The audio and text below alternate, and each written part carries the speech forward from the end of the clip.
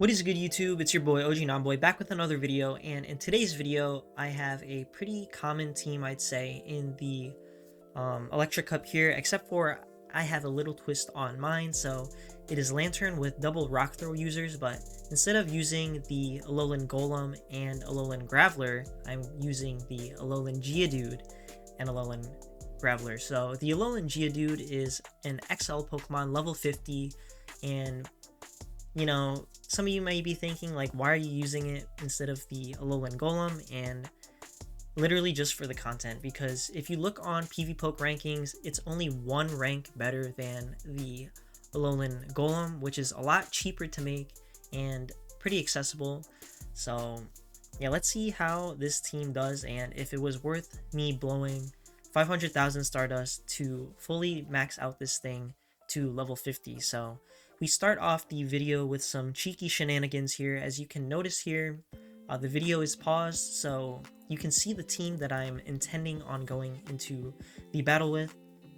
So we're searching for an opponent and we get one, and lo and behold, it actually gives me the team that I was using previously. So the Galvantula and Lantern Core is pretty common, and I just threw the ALOLAN Geodude in the mix because I wanted to use it to make a video on it since I did spend all that Stardust. So Togedemaru, not the most favorable lead for the Galvantula, but it's also not too terrible.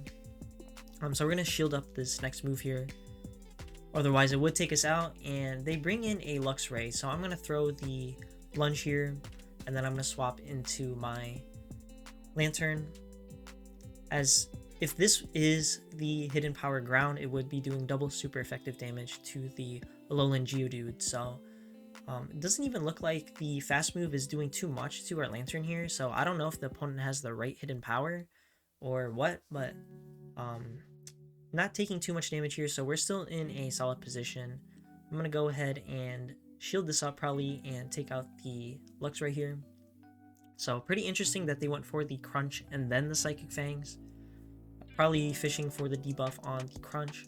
But now I'm going to get a Surf off here onto the Togedemaru and take it out. And the opponent has a Galvantula of their own in the back. So this is kind of where the Rock Throw users do struggle, is a lot of the common Pokemon in the meta, such as the Galvantula, the Minun, and the Hisuian Electrode have the Energy Ball. So in shields down scenarios, they can basically one-shot you, and I do make a misplay here, a pretty big one. I bring in the Galvantula to meet theirs, but if I just brought in my Lantern and went for the Surf, I would have beaten them to the move, but instead we end up throwing that match there. So next match, we have the Lantern into Galvantula, and for some reason I'm staying in here, and I'm also throwing up a shield, but I really should just be swapping instantly into one of my Rock Throw users. So I usually use the ALOLAN Geodude as the safe swap in these scenarios, as if we're able to get to a Rock Tomb, we can debuff the opponent, but Rock Tomb takes 12 of the Rock Throws to get to, so most times I end up just going for the Rock Slide anyways. Opponent going for a full farm down here, so of course I'm going to bring in my own Lantern to meet theirs, otherwise we would be taking super effective damage on our Graveler in the back. So gonna tank the Thunderbolt here and attempt to farm the opponent all the way down, but they do manage to reach another move. So not the best scenario to be in here so far, but the opponent's gonna bring the Electrode in, so this is pretty rough because they are able to get to some energy balls here. And then the Galvantula in the back is also still alive, so they're probably just going to stay in here though and get the moves off. So as anticipated, they are going to just take us out here with the energy ball, and now we're in a sticky situation just because we do have to take out this Electrode, and we also have to take out the Galvantula in the back too. So I'm going to try to undercharge this, since we do need to leave this matchup with a move for the Electrode if we do want a chance of winning this, but they're able to take us out before we're able to do that. So kind of a rough game there. Next match, we have the Lantern into Galvantula. So this time, learning from the previous game, I swap instantly into my Graveler, and then we're met with the Lantern, of course, since the Galvantula and Lantern core is pretty common, and the opponent this time electing to throw the energy right away so that they don't have to tank a move. So I'm going to bring my Lantern in to meet theirs and go straight for the Thunderbolt, and opponent going to let it go. So I'm going to attempt a full farm down here just so that I have some energy to threaten whatever comes back in.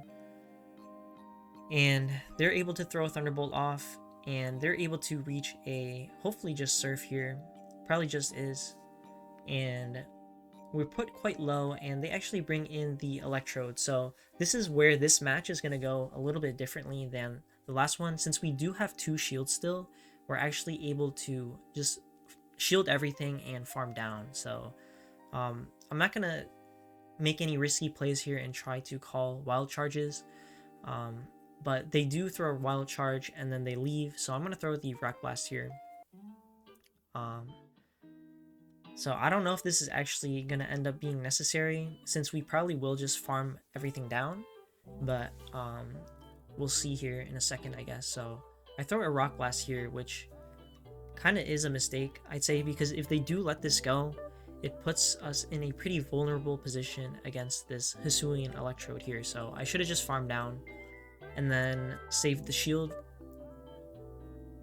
Or not saved the shield, but rather, I don't even know what I'm saying, but yeah, I should have just farmed down. So we're still able to take that by farming down with the Lantern. But next match here, we have the Galvantula.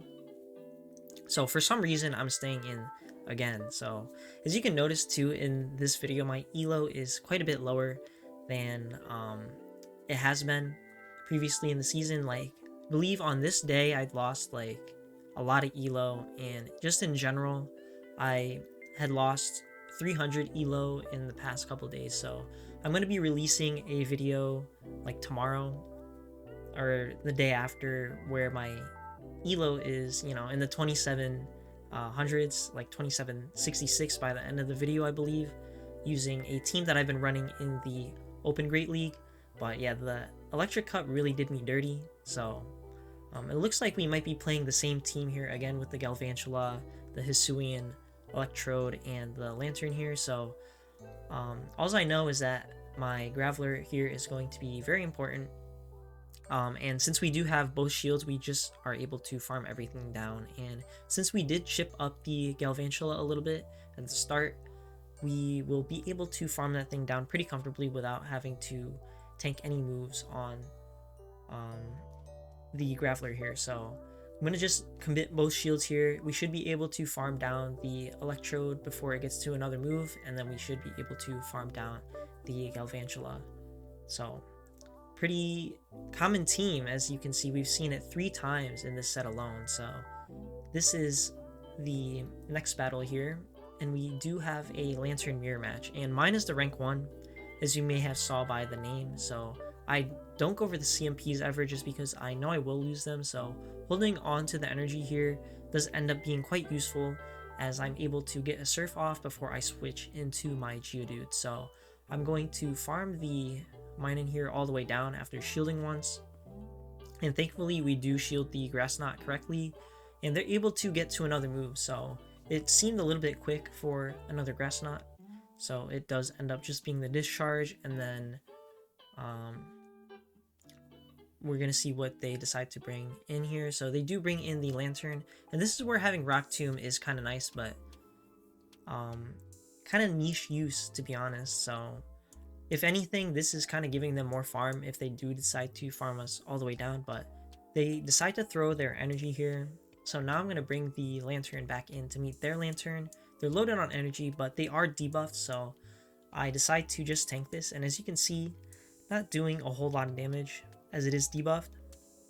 So now you're going to see what a full, like non-debuffed Thunderbolt will do, and it ends up doing quite a bit. So now they have a Galvantula, and we should just be able to farm everything down. No need to try to call a bait here, because, you know, if you try to call a bait there, that's just a throw. So I'm gonna farm them down and then farm down the lantern as well. I don't know why I end up throwing this. But I guess it kind of maybe was necessary depending, but not really, to be honest. So just a lot of unoptimal play. Like sometimes when you're tilted and stuff after losing all that elo in one day and, you know, the days before, you know, your gameplay kind of goes out the window. So if you learned anything from this video, I guess the big takeaway is to not play tilted. Otherwise, you just will continue to lose elo and make a lot of unoptimal plays. So also, you know, the ALOLAN GEODUDE, not necessarily terribly worth it, but if you have one and you kind of want to have fun, I mean, go ahead if it suits your taste. But I'm kind of done with the electric cup here, since as you can see in the video, we literally encountered the same team 3 times in a row.